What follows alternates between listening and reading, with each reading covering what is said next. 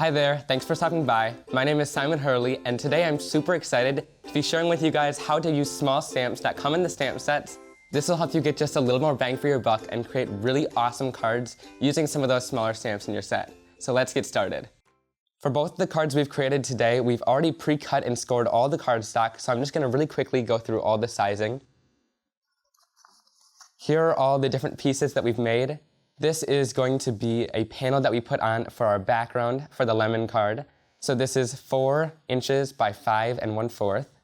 And then I have these 2 smaller pieces, which can be any size, but we're just using these for stamping our sentiment and also some of the smaller images that we're going to cut out later on. And then we have 2 top folding card bases that we've cut and scored, and these are 4 1/4 by 5 1/2. So this is an A2 size card. So here are both of the stamp sets we're using today, and these have a couple different larger images in there, as well as some of the smaller background images that you can use. And these are the images we're going to be focusing on today, these little smaller ones.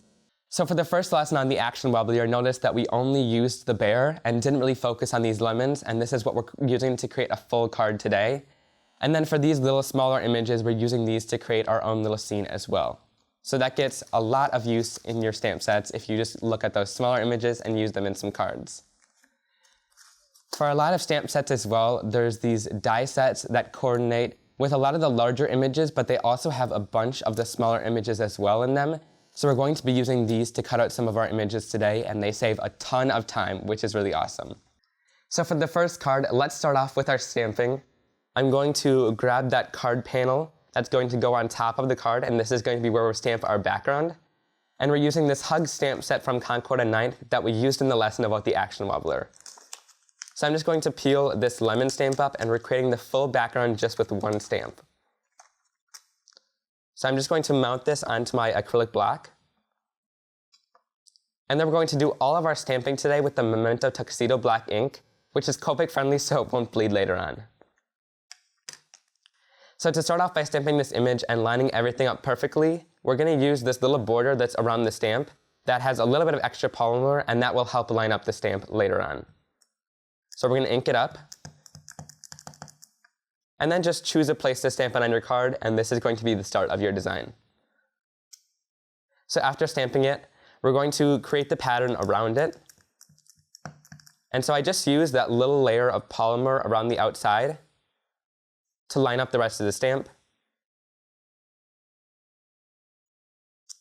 And there you go, you have that perfect spacing right in between. And if you keep following with that little edge there, you'll be able to do that with all of it. And that will give you the perfect gap in between. And if it's not perfect, don't worry. Just keep on going with your card. You might make a few mistakes here and there with the stamping because it's not going to be perfect.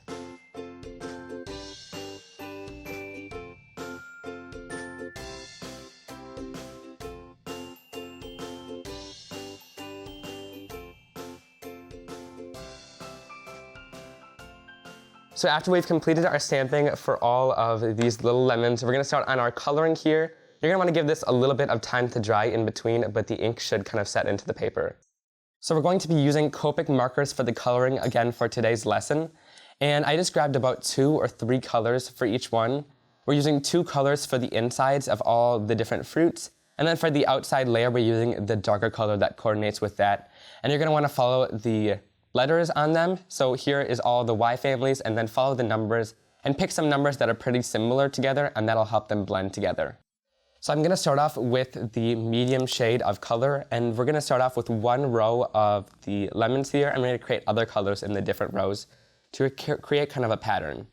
So I'm starting right on the outside of the lemon, and I'm flicking the color towards the center, making it a little bit lighter going in there, and starting off with a darker pressure.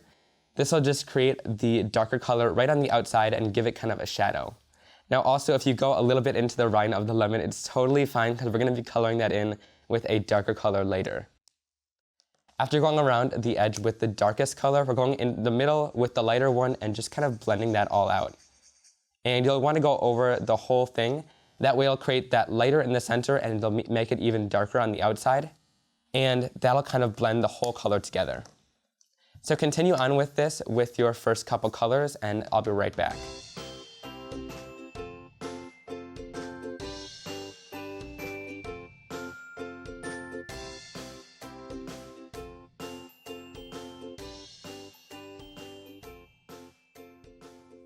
After you're done coloring the inside here, we're gonna move on with the darkest color and just do it right on the outside here. We're not doing any shading with this. You definitely can if you want to, but this is just such a small area and a really simple space. You could just create a nice dark color right around it. And that'll create a nice contrast from the inside. And also make sure to have a nice light hand while you're doing this too. You don't want to apply too much ink to the surface of the paper and then have it bleed out as well. And make sure you're using a nice thick weight of cardstock, and that'll make sure that it can hold as much ink as possible while you're blending your markers together. So now I've pulled on 3 different kind of red-pink shades, and we'll be coloring in the next one kind of like a little grapefruit here. And if you vary all the colors differently, it'll create a really fun contrast for all of them, and you'll get some nice vibrant colors on it. So once again, I'm just flicking the color right into the center, and that'll create a lighter area in the center where I can put my lighter color. And then once I'm done with the darker one, I'm coming in with the lighter color here, and I'm just gonna make circular motions from the inside out, and that will kind of create that blend there. And if you have any harsh lines, just go over them with the lighter color, and it'll kind of pick up some of that darker color and blend it all together. So I'm going to continue this one, and I'll be right back as well. And then I'm doing the same thing with this one, coming in with the darkest color and just coloring in the outside of the area. And once again, you could definitely blend this more if you want to and create some depth, but it's a really small area. And don't worry if you don't get perfect results with these the first time. It definitely takes a little bit of practice, and I struggle with these markers a lot, and getting the right blending and making sure that they weren't bleeding outside of the lines. But you just want to figure out the right pressure, kind of an in-between, and figure out what works for you with these markers. It's a lot of practice and trial and error with it, and if it doesn't go right the first time, definitely just keep trying with it, and they'll definitely come to you. So for this one, we're using 2 colors, and I'm just going to start off with the darkest color and do the exact same technique we've been doing this whole time, just flicking the color right into the center, starting from the outside edge to give you a nice dark color, and then blend in the center.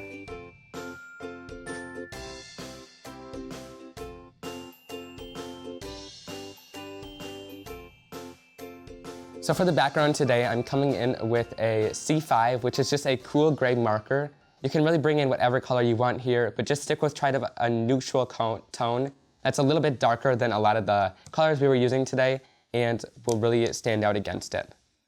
So I'm just coloring in the background here. You're gonna wanna make sure the ink doesn't dry too much, otherwise you'll get some blotchy lines. So just make sure you're kind of going in circular motions and blending everything together. You should get a really nice blend that way.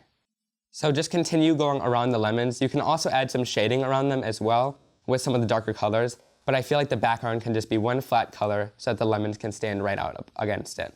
So once that's finished, I'm going to move on to stamping the sentiment and completing the card. So we're going to use the sentiment that says, "Consider yourself freshly squeezed." I just love this one from the set.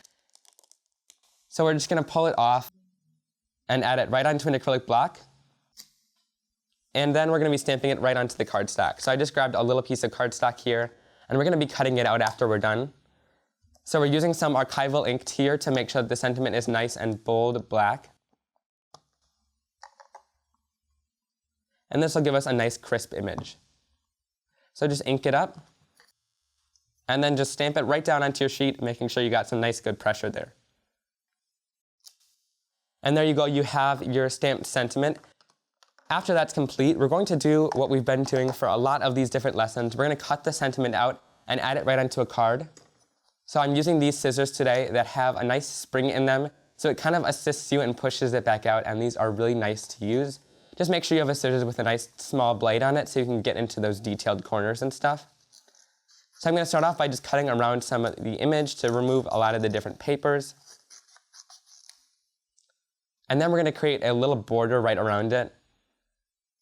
Not paying attention too much to all the shapes of the letters, just kind of make a general shape around it, and this will create a little white border around your text.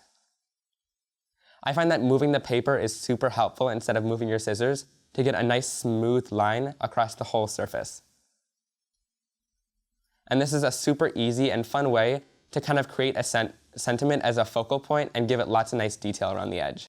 So after the sentiment is completely cut out, we can add it right onto our card panel here. So I'm just going to bring this right in, and we're going to add it on some foam tape here for some dimension. So I'm just grabbing a little piece of foam tape that we can add, and then peel off the backing, and we can add it right onto the back here. This will just make it pop off of our card and give it a little bit of dimension.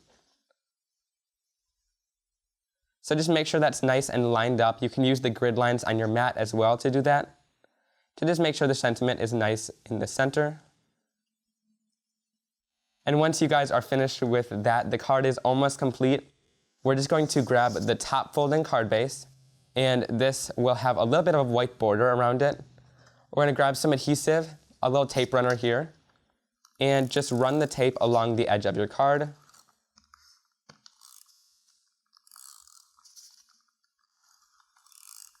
And then add some in the center as well, and this will make it stick really nicely down onto the surface. So just line it up, and then press it down onto your card, and it's almost finished here. You can definitely stop at this point if you want the card to be a little bit more masculine.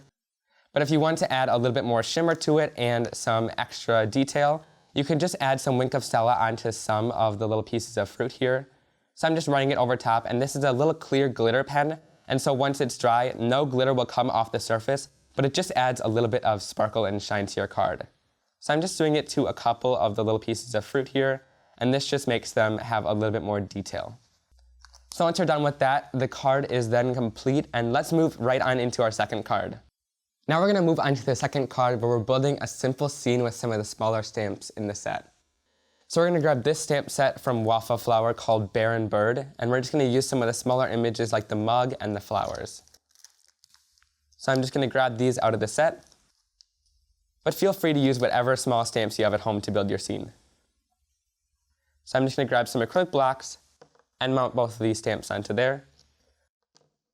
And we're just going to be stamping these onto a little piece of cardstock, and we're going to color them in using Copic markers. So we're using Memento Tuxedo Black ink, which is Copic friendly. So I'm just inking these stamps up. And stamp it down. And we're going to be stamping the mug down twice, because we're going to be coloring it in 2 times and making them stacked up on our card. And just leave a little bit of room for the die cuts. Then I'm going to be stamping this little bouquet of flowers that's going to be sticking out of the mug. So just stamp that around here, again leaving a little bit of room for the die cuts later on. So after that, we're going to be coloring these in using Copic markers as well, but feel free to use whatever medium you have at home.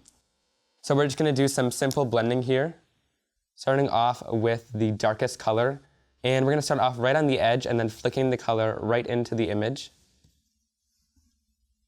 And leave a lighter area right in the center. This makes it look like the mug is kind of having a round space in the middle, so it makes it just a little bit more realistic. And then we're just going to come in with the lighter color and just kind of blend it all out. We're going to do the same thing with the other mug here as well. I'm just doing some gray colors and just flicking the color right into the center, making sure it's like fading out there. So if you can get a nice little highlight right in the center.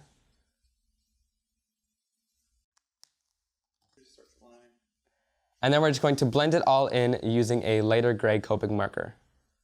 So we're finished with the coffee mugs. Now we're going to move on to coloring the little bouquet of flowers. And you're not going to see the bottom half here, so we're just going to color the top in using some bright Copic markers. And since these are such tiny images, you don't need to do much blending at all at them. Just grab some solid Copics and just color the little images in. So I'm just sticking with some really bright colors, but you could do whatever your favorite color flower is here. And then I'm just going to color in some of the leaves as well to finish off the little bouquet of flowers. Now the reason we didn't color in the little centers of the mug with some coffee is because we're actually going to come in with an X-Acto knife here and just cut those out. So start on the little bottom edge there and just cut a little hole right in between. This is going to be so that the coffee mugs can stack inside of each other, so it looks a little bit more realistic rather than just stacking them on top. And then we're cutting the other one as well, so the little flower bouquet can fit inside. After you're done cutting the insides of those, you should be able to see the little opening there. And after we're done with that, we're going to move on to die cutting these images out. So I'm just going to pull out the die cut set, and we already have some of the dies separated here, but you just wiggle them back and forth until they come separated, or you could just cut them out using a pliers. So after we have all of those, we're going to grab the two ones that we need, and we're going to need to run the mug through twice, but we're just going to line up the images here. And then you can just grab a piece of washi tape, make sure it's nice and lined up, and then just tape it right on the outside of the metal because you don't want it ripping your nice colored piece. And I'm going to do the same thing with the flower bouquet as well, just lining it up really well in there, and then I'm just going to tape it down on the metal and the paper there. And that'll hold those dies in place as we run them through our die cutting machine. So now that we have our die cutting machine here, we're going to die cut through everything. So after everything's lined up, we're going to just set the plate on top, and we're going to run it right through our machine.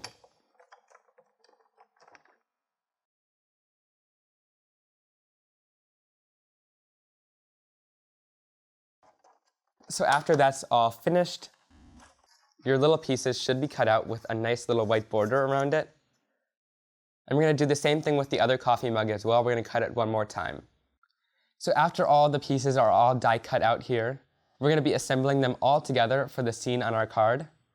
So I'm just going to grab some little adhesive here, and we're going to start off by adding our little flower bunch. So I'm just adding some tape right in the back.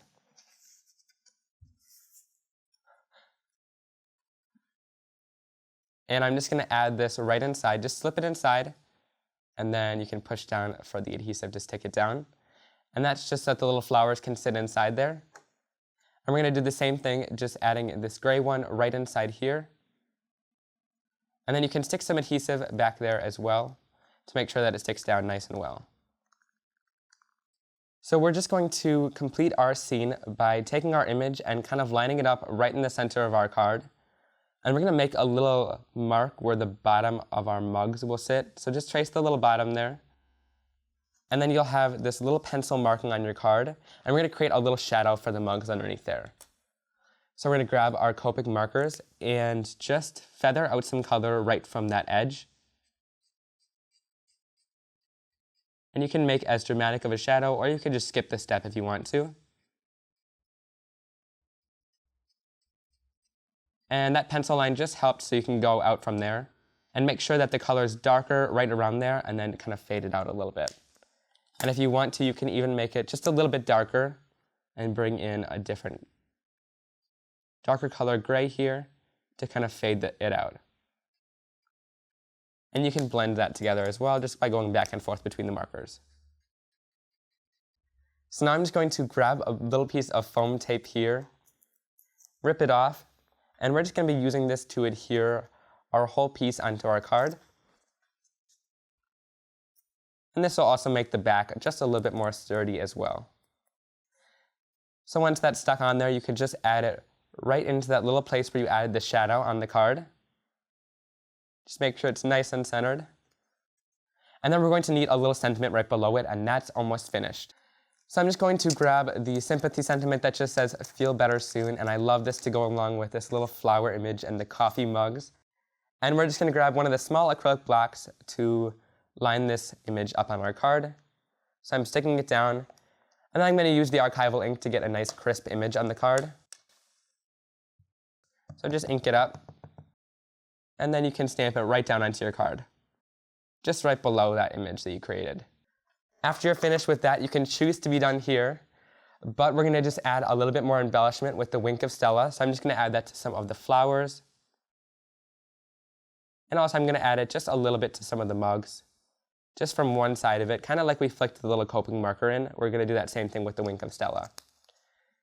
After that, if you want to choose to go one step further, which I think just looks awesome, we're going to grab this glossy accents. And we can add it to the mugs to make it have a glossy shine here and make it look like glass.